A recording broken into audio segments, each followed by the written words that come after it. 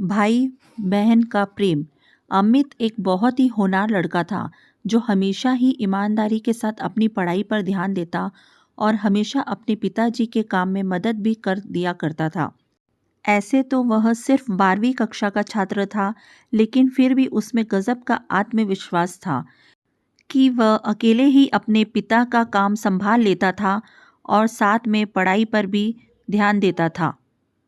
अमित की मां का देहांत 2 साल पहले ही हो चुका था और उसकी एक छोटी बहन थी जो स्कूल जाती थी, लेकिन कभी-कभी इसे भी स्कूल से छुट्टी लेनी पड़ती थी क्योंकि अमित के पिताजी सही समय पर उसके स्कूल की फीस जमा नहीं करवा पाते थे। छोटी बहन को पढ़ाई का शौक नहीं था, लेकिन फिर भी अपने भाई के कहने पर वह पढ़ाई करने लगती थी।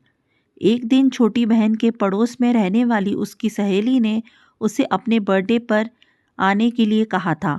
साथ में उसे रेड कलर की ड्रेस पहनने को कहा क्योंकि उसकी बर्थडे पार्टी की थीम रेड कलर थी। अमित की बहन इतनी समझदार नहीं थी और वह बार बार अपने भाई से जिद करने लगी, भैया मुझे नई ड्रेस खरीद कर देना, कल मुझे बर्थडे में जाना है जहाँ रेड कलर पहनना होगा। ऐसे में अगर मैं नहीं पहनूंगी तो लोग मेरी हंसी उड़ाएंगे और मुझसे कोई दोस्ती नहीं करेगा। अमित, अरे ड्रेस से क्या लेना देना, तू बस उस पार्टी में जाकर मज़े करके आना। बहन रोते हुए, नहीं भैया मुझे तो वही ड्रेस चाहिए, नहीं तो मैं बर्थडे पार्टी में नहीं जा पाऊंगी। अमित अपनी बहन से बहुत प्यार करता था। इसी वजह से उसने अपनी बहन के लिए नई ड्रेस ला कर दे दी जो लगभग 1500 रुपये की थी और जिसके लिए उसने अपने दोस्त से उधार भी ले लिया था। ऐसे तो वह बहुत स्वाभिमानी था, लेकिन अपनी बहन के आगे वह कुछ भी नहीं कर पा रहा था। अमित के पिताजी, तू अपनी बहन को बिगाड़ते जा रहा है। दिन ब दिन उसकी ख्वाहिश बढ़ती ही जा रही है। देख बेटा, उसके अंदर भी तो ये समझदारी होनी चाहिए कि वह हमारी मजबूरी को समझ सके। हम इतने पैसे वाले नहीं हैं। यह सब बातें दूर से ही अमित की बहन सुन रही थी और उसे यह सुनकर अच्छा नहीं लगा कि उसके पिताजी ने उसे कुछ भी देने से मना किया और उसे समझदार होने की बात की। उसके हिसाब से तो वह सबसे समझदार लड़की थी।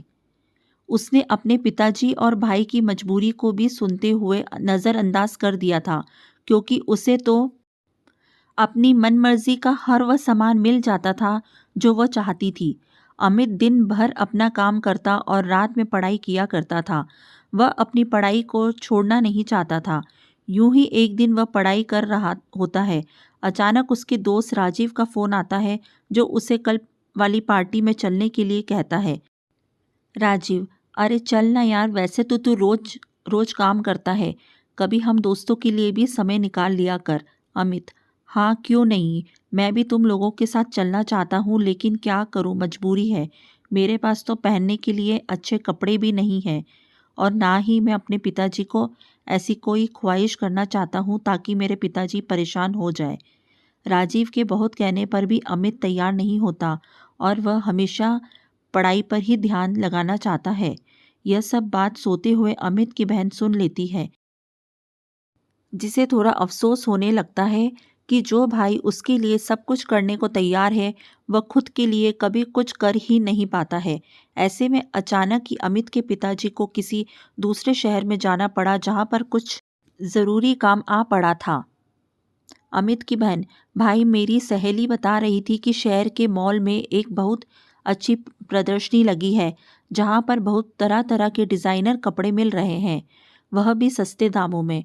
मुझे भी वहाँ से कोई अच्छी सी ड्रेस लेकर दे दो ना, जिसे मैं अपने बर्थडे पर पहन सकूं और मेरी सहेलियों को नीचा दिखा सकूं। अमित, तुम यह गलत सोच रही हो। हमें कभी किसी को नीचा नहीं दिखाना चाहिए, बल्कि अपने कर्मों पर भरोसा रखना चाहिए। बहन, भैया आप ही मुझे दिला सकते हैं, नहीं तो पिताजी तो हमें लेने ही ना दे। दिन भर अपनी मजबूरी बताते रहते हैं और कभी मेरा ध्यान भी नहीं रखते हैं। अमित उस समय चुप हो जाता है क्योंकि उसे अपने पिताजी की मजबूरी अच्छे से मालूम है, लेकिन छोटी बहन इन सब बातों से अनजान थी। तभी अमित को ख्याल आता है कि उस प्रदर्शनी में जाने के लिए महंगे पास की ज़रूरत पड़ती है जो उसके पास नहीं है। ऐसे में वह दौड़कर अपनी गुल्लक को टटोलने लगता है और एक एक करके पैसे जोड़ने लगता है ताकि वह अपनी बहन के लिए उस प्रदर्शनी के पास उपलब्ध करवा सके। यह सब देखकर अमित की बहन का कलेजा फट पड़ता है और उसे जोर से रोना आ जाता है। उसे रोता हुआ देखकर अमित दौड़कर बहन के पास जाता है। क्या हुआ? तुम इस तरह से रो क्यों रही हो? बहन रोते हुए, आज तक आपने हमेशा मेरी खुशियों का ख्याल रखा, हर वह चीज़ मुझे दिलाई जो मैं मांगती रही, लेकिन कभी भी मैंने आपसे यह नहीं पूछा कि आखिर आप इन पैसों का इंतज़ाम कहाँ से करते हैं। लेकिन आपको एक एक रुपया जोड़ते देखकर मुझे बहुत दुख हुआ कि आप मेरी खुशी के लिए इतना कुछ कर सकते हैं, लेकिन मैं हमेशा स्वार्थी बनी रही। अमित, अरे इतना सोचने की ज़रूरत नहीं है, आखिर मैं तेरा बड़ा भाई हूँ, मैं नहीं करूँगा तो कौन करेगा। बस उसी वक्त अमित की बहन दौड़कर अपने बैग से एक चीज़ निकाल कर लाती है और अमित की आंखों में हाथ रखकर कहती है, मैं आपके लिए कुछ लेकर आई हूँ। इस बात से अमित चौंक जाता है और जैसे ही वह अपनी आंखों से बहन का हाथ हटाता है तो देखता है उसकी बहन उसके लिए एक सुंदर सी शर्ट लेकर आई है। अमित आश्चर्य से, यह तो बड़ी महंगी लगती है, पर तुम कहाँ से लेकर आई? बहन, आपने जो मुझे थोड़े थोड़े करके मेरे खर्च के लिए पैसे दिए थे ना, मैंने उसे ही जोड़ कर रखा था कि मैं उससे अपने लिए कोई अच्छी सी ड्रेस खरीद लूँगी।